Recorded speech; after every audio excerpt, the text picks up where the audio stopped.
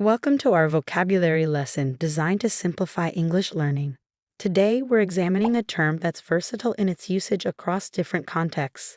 Alien. Alien can refer to a foreigner, a being from another planet, or something that is unfamiliar or strange. It's a word that captures the essence of otherness or being from outside one's usual environment. Let's delve into alien with some straightforward examples. In science fiction, the movie is about an alien invasion. This means the film features beings from another planet coming to Earth, often causing conflict. Feeling out of place. She felt alien in the new country. Here, alien describes feeling foreign or not belonging to the new surroundings. Ecological usage. The plant is alien to this environment. This suggests the plant is not native to the area and may not naturally occur there.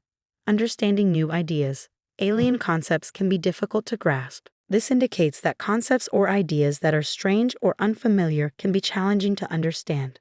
Grasping the meaning of alien helps us navigate discussions about extraterrestrial life, immigration, environmental science, and the process of learning new information. If you found this video helpful, please subscribe to our channel for more educational content.